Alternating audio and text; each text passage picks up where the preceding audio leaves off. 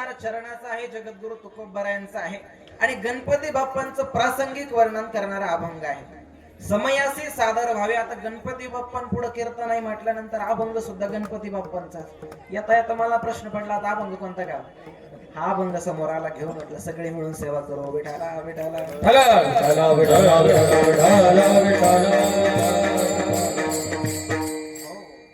गणपती बाप्पांबद्दल जर आपण चिंतन केलं तर गणपती बाप्पांची आपण जयंती या ठिकाणी करतोय. गणपती बाप्पांचा जन्मोत्सव आपण सर्वजण या ठिकाणी करत आहोत. पण गणपती बाप्पांकडे आपण जर बघितलं तर गणपती बाप्पांविषयी बोलायचं जर झालं तर गणपती बाप्पा हे माता पित्यांच्या लग्नात सुद्धा पूजनासाठी होते. मग त्यांचा जन्म आपण कसं करायचा? भगवान शिवजी आणि माता पार्वतीच्या विवाहामध्ये गणपती बाप्पा होते आणि त्यांचा जन्मोत्सव आपण करतोय. मला त्या नारदिया गादीवरती उभे राहिल्यानंतर ब्रह्मलीन सद्गुरु नारायण गिरीजी महाराजांची आठवण झाली. मी गोकुळाष्टमीचं कीर्तन ऐकत होतो आणि गुरुवारी महाराजांनी सांगितलं, म्हटले भगवान कृष्णाने आपल्याला जन्माला घातलेलं आहे आणि आपण त्याचा जन्म करणारे कोण आहे? म्हटले आपल्याला जन्माला त्याने घातलंय ना, आपण त्याचा जन्म करतो. लीला आहे म्हटले, ही लीला विठाला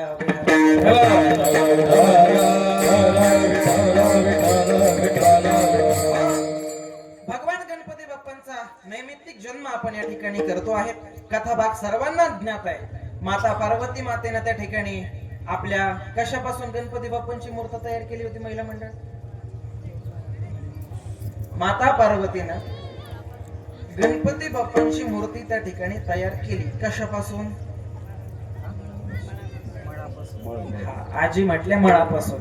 मागच्या गणेशोत्सवात माझं कीर्तन होतं. कीर्तन मी पण असंच म्हटलं मळापासून.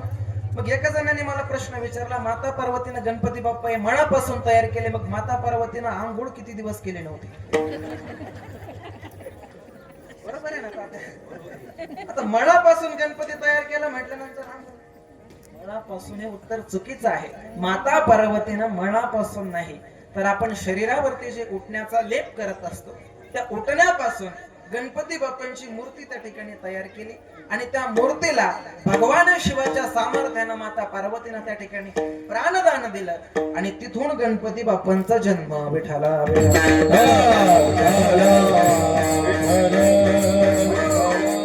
जगाच्या पाठीवरती सर्वात पहिले मातृभक्त म्हणजे गणपती बाप्पा. उदाहरण आपल्या सगळ्यांना माहिती आहे, जास्त कथाभाग सांगण्याची या ठिकाणी गरज नाही. कार्तिक स्वामी आणि गणपती बाप्पा मध्ये शर्यत लागली. सांगितलं त्यांना की जो ब्रह्मांडाच्या 3 प्रदक्षिणा लवकर पूर्ण करेल म्हटले तो या ब्रह्मांडामध्ये सर्वश्रेष्ठ ठरेल आणि आदिपूजेचा मान सुद्धा त्याला मिळेल. कार्तिक स्वामींकडे वाहन होतं मोर. कार्तिक स्वामी मोरावरती बसले आणि ब्रह्मांडाच्या प्रदक्षिणेला निघून गेले. इकडे गणपती बाप्पा होते. गणपती बाप्पांनी हात जोडले आणि आपले माता पिता ज्या ठिकाणी बसलेले तिथंच 3 प्रदक्षिणा मारले आणि सांगितलं माझे माता पिताच हेच माझ्यासाठी ब्रह्मांड आहे. बुद्धीची देवता सुद्धा गणपती बाप्पा आहेत. मातृपितृ भक्त हे गणपती बाप्पा आहेत.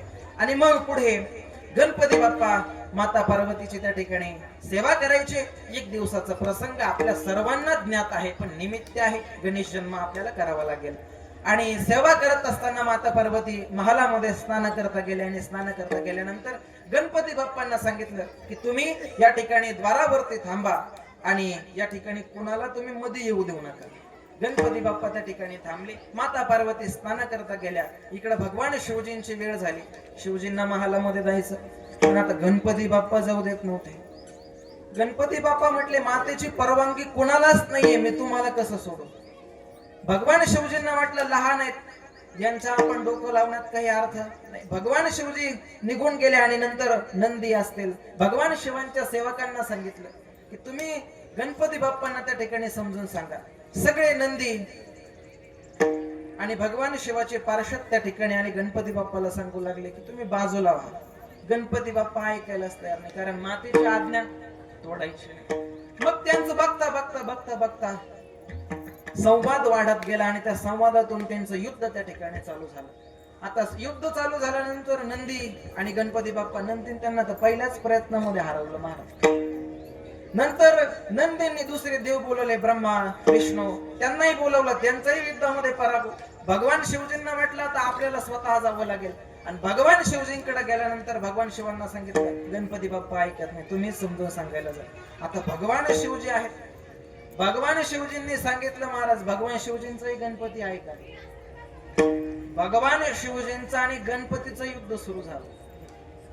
आणि युद्ध सुरू झाल्यानंतर आता कितीही जरी म्हटलं तरी बाप ते बापच आहे.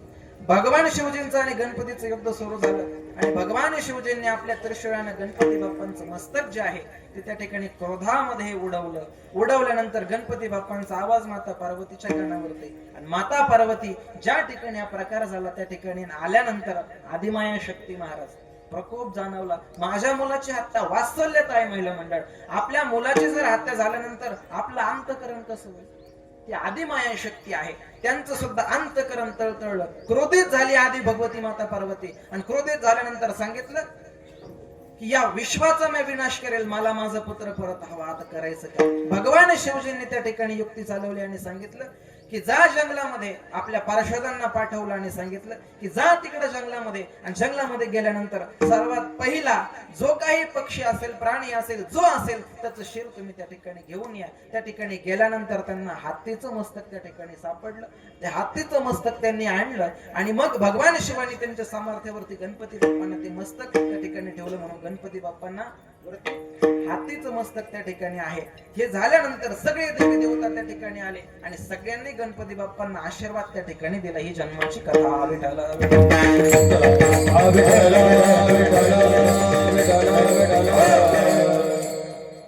गणपती बाप्पांचं नावच लक्षात घ्या, गणपती. गण अधिक पती, बरोबर? गणपती. मग प्रश्न असा आहे गण किती? देवगण, मनुष्यगण आणि राक्षसगण. आणि या गणांचा विचार कुठं करतात? नकुल महाराज लग्न जमवताना, म्हणजे पूर्वी करत होते नंदकिशोर महाराज आणि आता लग्नाचं तर लय अवघड झालंय. मुली झाल्यात कमी आणि मुली कमी झाल्यामुळं मुलींना आलंय मार्केट. मुलीच्या आई बापाचं तर विचारूच नका. कुठेही कार्यक्रमात गेलं आणि कार्यक्रमात गेल्यानंतर मुलीच्या आईला जर म्हटलं तुमची मुलगी, मुलीच्या आईचं विचारूच नका. अंगावर पैठणी, नाकामध्ये नतन, त्यांना तिला झटका असतो महाराज. आणि मुलीच्या आईला म्हटलं की तुमची मुलगी, नाही आमची मुलगी कुणाला पण द्यायची नाही. आणि जर द्यायचीच असली तर आमच्या मागण्या ऐकून घ्या. मुलगा सरकारी नोकरीला पाहिजे, मुलाला शेती पाहिजे, मुलाला पगार भरपूर पाहिजे, मुलाला शेती भरपूर पाहिजे, मुलगा सरकारी नोकरीला पाहिजे, मुलगा दिसायला छान पाहिजे आणि सर्वात महत्वाचं मुलाला भाऊ बहीण आई बाप अजिबात नसले पाहिजे. तुमच्या मुलीसाठी त्याचे आई बाप मारता, तुम्हाला सुद्धा मुलं येतात. तुमच्या मुलासाठी त्यांनी अशा मागण्या काढल्या तर मारावा लागेल तुम्हाला. तुमची सुद्धा मुलं आहेत. जास्त स्वार्थ चांगला नाही. मुलीच्या आयांनी मागण्या जरा कमी करा, जरा समतोल ठेवा. तरुण मंडळ आपल्या इकडे तरुणच दिसायला आले वाटतं सगळ्यांच्या. बाग आहे ती भाग आहे. विठाला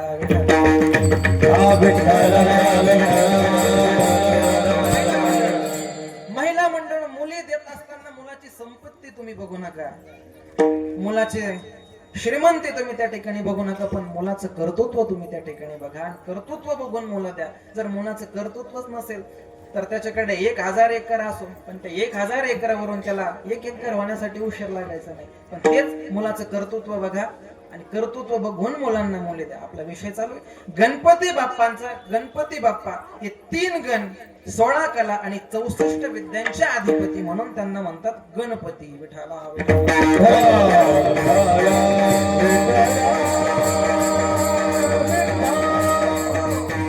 आता गणपती बाप्पांचं जर आपण मूर्तीनं वर्णन केलं तर गणपती बाप्पांचे डोळे बारीक आहेत, कान लांब आहेत, पोट मोठा आहे आणि सोंड वाकडी आहे. आता पोट मोठं का, डोळे बारीक का, सोंड वाकडी का आणि कान लांब का? ऐका, भक्तानं केलेलं गुणगान गाण्यासाठी गणपती बाप्पांचे कान मोठे आहेत. भक्ताना संकट आल्यानंतर भक्ताला एखादं जर वाकडा चालत असेल तर त्याच्यासाठी वाकडी. भक्त किती संकटामध्ये आहे आणि भक्तावरती कोण संकट आणतंय हे पाहण्यासाठी सूक्ष्म नजर, म्हणून गणपती बाप्पांचे डोळे बारीक आहे आणि भक्तावर संकट येत नसतं तात्या, भक्तावरती संकट आणल्या जात असतं. विठाला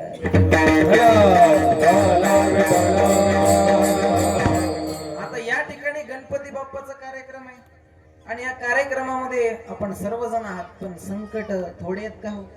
टाळण विनान पखवाजन कीर्तनकारण गायकन मंडपन एवढं जमा करून करणं, याच्यात बी एखादा होतो काय करायचं कीर्तन जमलं असतं. हऱ्याला त्रास, स्वतः माळ घालायची नाही, घातली त्याची टिकू द्यायची. एखाद्यानं माळ घातली तात्या तर माळ घातल्यानंतर त्याचा सत्कार करायला पाहिजे ना. तो माळ घालून आला की गावातले कट्ट्यावरची तर त्याला सोडीती नाही महाराज. माळ घालून जर गावात तो आला तर त्याच्याकडे चालूच होते महाराज गावातले, काय मग आता महाराजच झाले बुवा. घातली गळ्यात तुळशीची माळ, वाजवी देवाच्या नावानं टाळ, केला बुक्यानं कपाळ काळ, तो असा मधल्यामध्ये दात खडका. बरं आता इतकं तर खच्चीकरण बस झाला ना, परत पुढं म्हणजे त्याला नवीन आयुष्याची सुरुवात असते त्याची माळ घालून, त्याला परत म्हणतात घातलीच माळ आता कशाला थोड्यासाठी येडेवाणी करायचं, दात पडले चावत नाही, मग तिकडं आमटी भात खायला गेले होय. म्हणजे लोक स्वतः घालायची नाही आणि घातली त्याची सुद्धा टिकू द्यायची, म्हणून या लोकांच्या नादी लागायचं. माऊली सुद्धा सांगतात अनंत वाचाळ बरळती बरळ कैसे गोपाळ आवे हरे कैसे गोपाळ आवे हरे कैसे गोपाळ आवे हरे कैसे गोपाळ अनंत वाचाळ बरळती बरळ कैसे गोपाळ आवे हरे कैसे गोपाळ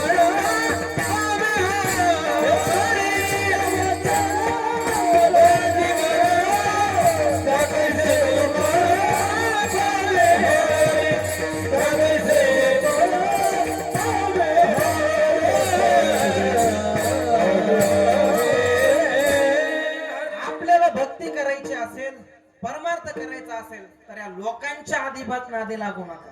आणि एक सांगू, दैनंदिन आयुष्य जगत असताना आपण आपल्या आनंदात जगायला शिका.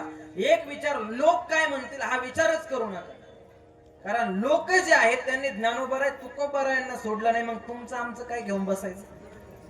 कुणी कितीही नावं ठेवू द्या, कुणी कितीही टोमणे मारू द्या, आपण मात्र आपल्या प्रगतीच्या वाटेवरती चालत राहायचं. विठाला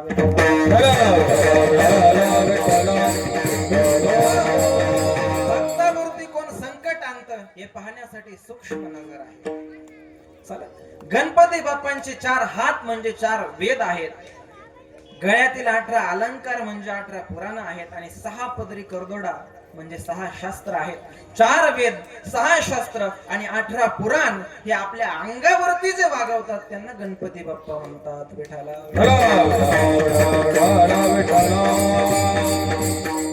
आणि अशा असणाऱ्या गणपती बाप्पांना आदिदेवता या ठिकाणी म्हटलं जातं. नमिला गणपती माऊली शरण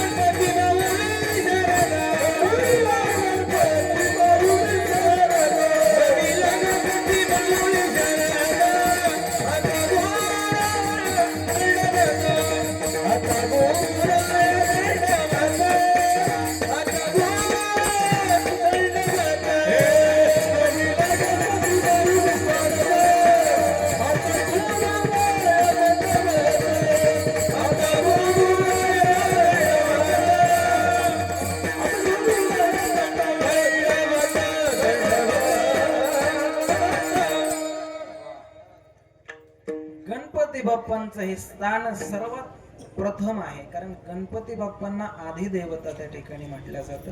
शंकराचार्यांनी देव पंचायतन म्हटलं महाराज. त्या देव पंचायतनामध्ये सुद्धा प्रथम स्थान गणपती बाप्पा, नंतर भगवान शिवजी, नंतर आदिशक्ती आणि नंतर सूर्यदेवांना त्या ठिकाणी नमस्कार आणि नंतर बाकीचे देव. पण प्रथम स्थान हे गणपती बाप्पांना सांगितलेलं आहे. कार्य कुठलंही असो, त्या कार्यामध्ये गणपती बाप्पांना जर आपण नमन केलं नाही तर ते कार्य सिद्धीच जात नाही.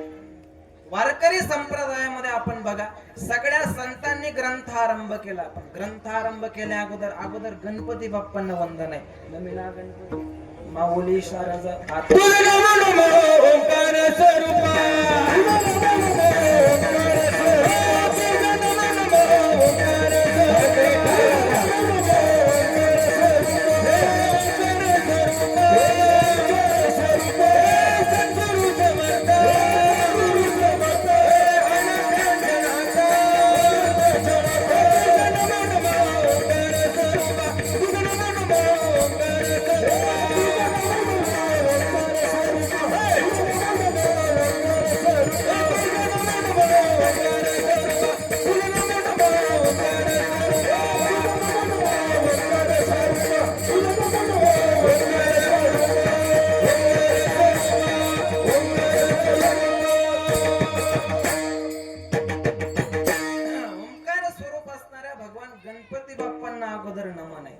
गणपती बाप्पांना जर आपण कुठलंही कार्य असू द्या, त्या कार्यामध्ये जर नमन केलं नाही तर त्या कार्याला सिद्धीच प्राप्त होत नाही महाराज. कुठलंही कार्य तुम्ही घ्या, एखादं संगीताचा प्रारंभ असू द्या, कुठलंही कार्य घ्या, त्यामध्ये सर्वात अगोदर नमन हे गणपती बाप्पांना आहे. आणि जर गणपती बाप्पांना नमन केलं नाही तर ते कार्यच पूर्ण होत. तुमचं आमचं सोडा, भगवान विष्णूंची कथा ऐका. या पृथ्वीवरती मधु आणि कैटभ नावाचे दोन दैत्य मातले आणि हे दैत्य मातल्यानंतर सगळीकडे हाहाकार, अन्याय, अत्याचार करू लागले महाराज. कीर्तन होऊ देना, सत्य होऊ देना. एखादा तिकडे कथा चालली का ती मोडून टाकायची, कीर्तन करायचं म्हटलं का त्याला आडवे चालायचे. मी दैत्य कोणते म्हणतोय समजते तुम्हाला. आणि मग त्या ठिकाणी सगळे देव त्या ठिकाणी आले आणि देव त्या ठिकाणी एकत्र आल्यानंतर भगवान विष्णूकडे गेले आणि भगवान विष्णूला सांगितलं की देवा, पृथ्वीवरील दैत्य मातले ते फार गारहाणे सुरवर संगताती. म्हटले पृथ्वीवरती त्या मधु आणि कैटभ नावाच्या दैत्याने हाहाकार माजून ठेवलाय. या दैत्यांपासून या ब्रह्मांडाची, या पृथ्वीची मुक्ती तुम्ही त्या ठिकाणी करा. आम्हाला देवतांना सुद्धा हे दैत्य त्या ठिकाणी त्रास देत आहेत. भगवान विष्णू म्हटले ठीक आहे. आणि भगवान विष्णू आणि मधु आणि कैटभ नावाच्या दैत्यांचं त्या ठिकाणी युद्ध चालू झालं. युद्ध अनेक वर्ष त्या ठिकाणी चाललं. पण ते युद्ध चालू असताना भगवान विष्णूचा त्या ठिकाणी पराभव व्हायचा. भगवान विष्णू परत लढायला जायचे, परत पराभव व्हायचा, परत लढायला जायचे, परत पराभव व्हायचा. आता भगवान शिवजी, भगवान विष्णू हे भगवान शिवजींकडे आले आणि शिवजींकडे आल्यानंतर त्यांनी सांगितलं की या आधी लढाईमध्ये असं होत नव्हतं, पण यावेळी लढाईमध्ये असं का होतंय म्हटले. त्यावेळी भगवान शिवजींनी त्यांना सांगितलं की तुम्ही युद्ध चालू होण्यापूर्वी गणपती बाप्पांना वंदना, गणपती बाप्पांना नमस्कार केला होता का. त्यावेळी भगवान विष्णू म्हटले नाही. मग गणपती बाप्पांना वंदन करा, युद्ध चालू करा, विजय तुमचाच होईल. विठाला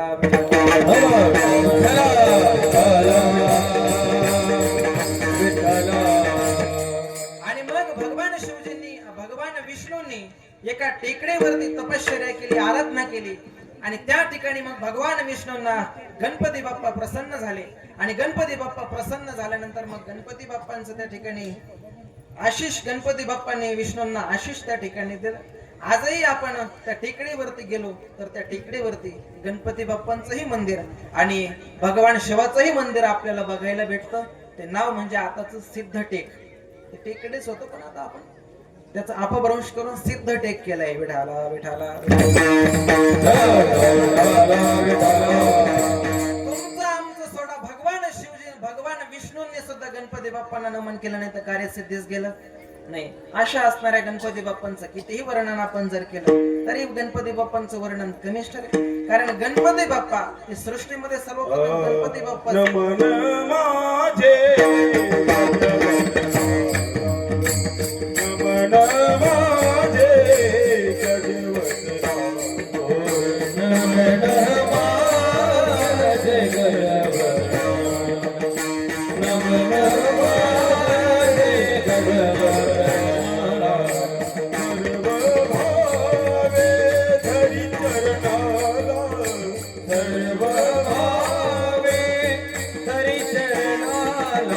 तो हा गवरीचा तो हा गवरीचा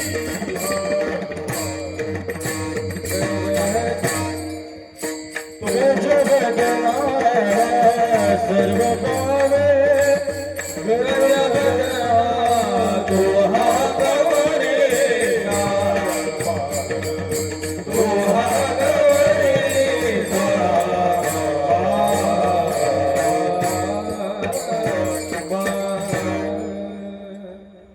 आज गणपती बाप्पा सोडायचे नाही आपल्याला विठाला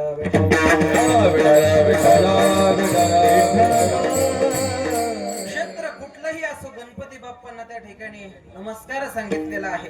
आणि राहिला विषय भगवान शिवजींच्या लग्नामध्ये गणपती बाप्पांचा, तर गणपती बाप्पांचं पूर्वरूप सुद्धा त्या ठिकाणी आहे. त्याला शास्त्रामध्ये पौराणिक गणपती म्हणून सुद्धा वर्णन केलेलं आहे.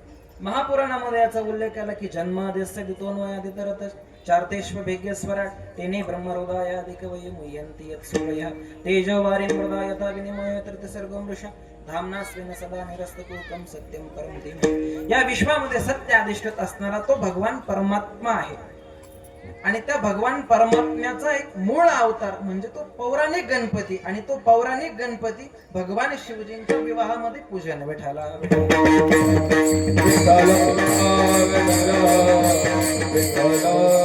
चार वेद 6 शास्त्र 18 पुराणांना आपल्या गणपती बाप्पांची महती त्या ठिकाणी गायलेली आहे.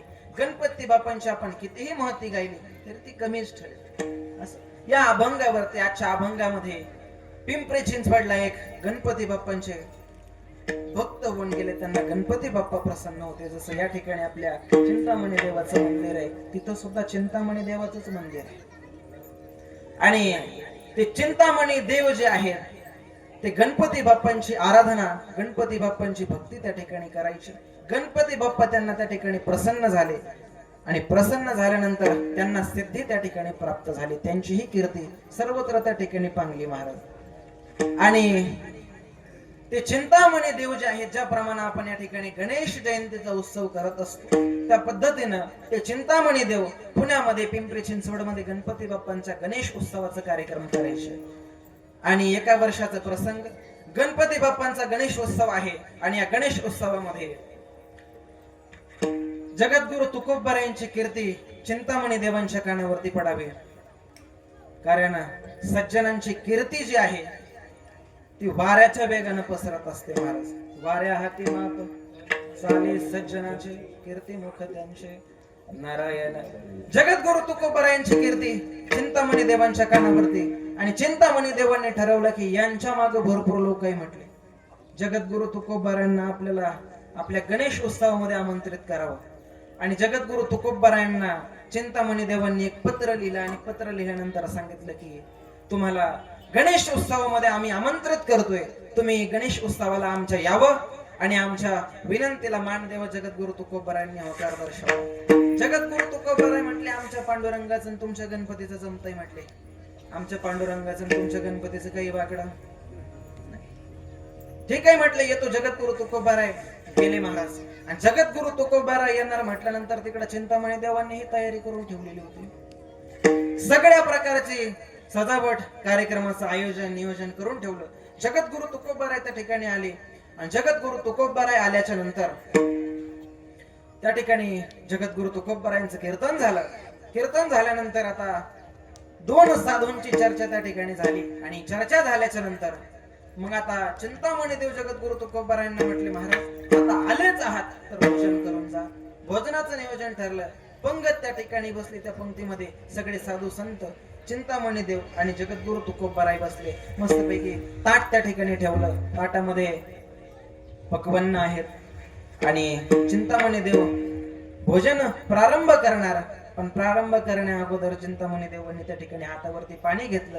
आणि ते पाणी ताटाच्या भोवती फिरवलं. पूर्वी फिरत होते, आता दमच पडत नाही. इथं काही वाट पाहत असेल काय कीर्तन करायला. आवर कीर्तन झालं की लगेच लग्नाच्या ठिकाणी तर लय अवघड.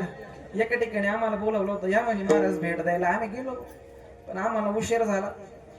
उशीर झाल्यानंतर इकडं ब्राह्मण देवतांनी शेवटचा मंगलाष्टक घेतला. आम्ही इकडंच लोक आम्हाला लुटून देत होते. हा मागे म्हणे कुठं चालले लोकांना दम पडत. एका जणाने मला विचारलं, तो म्हटलं महाराज ताटाच्या भोवती तुम्ही पाणी फिरवता का फिरवता? तोच विचारला. आता माझं डोकं बंद पडलं. म्हटलं त्याला सांगावं तरी काय. तो म्हणत होता इतक्या टाइम कीर्तन केलं, जेवण तिकडं लांबलं आणि तुम्ही पाणी सांगू राहिले, मग मला सांगा म्हणे ताटाच्या भोवती पाणी का फिरवतात? माझं डोकं बंद झालं. मी म्हटलं आता त्याचं कारण असं आहे की ताटाच्या भोवती पाणी याच्याकरता फिरायचं की आजूबाजूला ज्या काही मुंग्या असतात त्या ताटाकडे लोक काय विचारतात सांगता येत. एक जण म्हणे कीर्तन करताना धोतर का घालतात? काय घालावं? कीर्तन करताना कंबर का बांधतात? मग आता काय नरडा बांधावा? म्हणजे परंपरा लोक काय विचारतात सांगता येत नाही. अन्न हे पूर्ण ब्रह्म आहे. फक्त जेवण करायचं आणि पोट भरायचं म्हणूनच आपण अन्न त्या ठिकाणी ग्रहण करायचं नसतं. तर उदर भरण नो हे जाणे जे यज्ञ करणं तो यज्ञ आहे आणि त्याला पूर्ण आहुती म्हणून जलदैवतेचा मान त्या ठिकाणी सांगितलं. चिंतामणी देवांनी त्या ठिकाणी आपल्या ताटाला पाणी फिरवलं आणि पाणी फिरवल्याच्या नंतर आता घास मोडणार, घास तोंडात ठेवणार. इतके जगद्गुरु तुकोबारायांनी पाहिलं. जगद्गुरु तुकोबाराय म्हटले थांबा, गणेशोत्सव चालू आहे. या ठिकाणी संवत्सरची मंडळी सुद्धा उपस्थित झालेली आहे. साधू संतांची पंगत बसलेली आहे. मी पांडुरंगाचा भक्त आहे, तुम्ही गणपतीचे भक्त आहे, म्हणून या बैठकीमध्ये सर्वांना गणपती बाप्पाचं दर्शन होईल म्हणून आपण भोजन करतोय. पण आपल्या आधी आपण गणपती बाप्पांना नैवेद्य दाखवावा हा नियम आहे. म्हणून तुम्ही काय करा चिंतामणी देवा, तर गणपती बाप्पांना भोजना करता आणि अभंगाच्या प्रथम चिंतामणी देवा गणपती सिया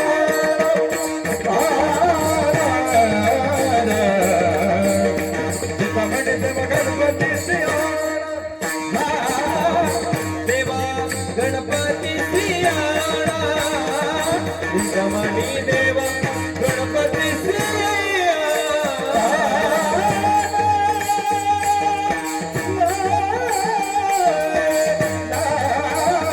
चिंतामणी देवा गणपती सिया चिंतामणी देवा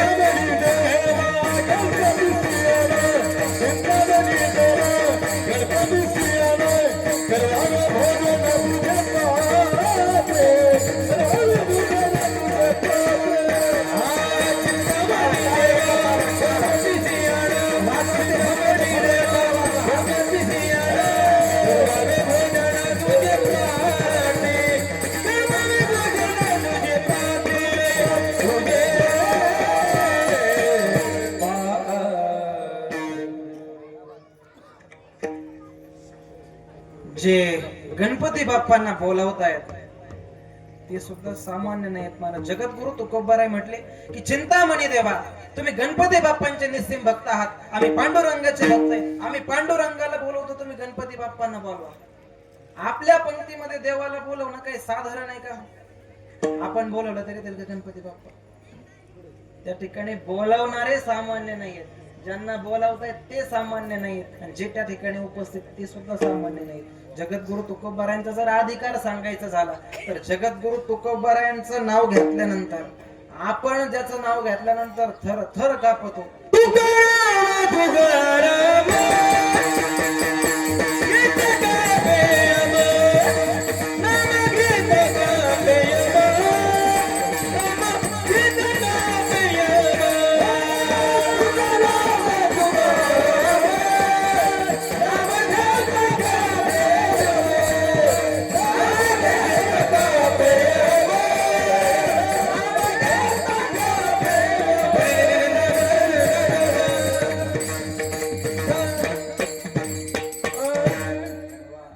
तुकाराम तुकाराम नाम घेता पेयम.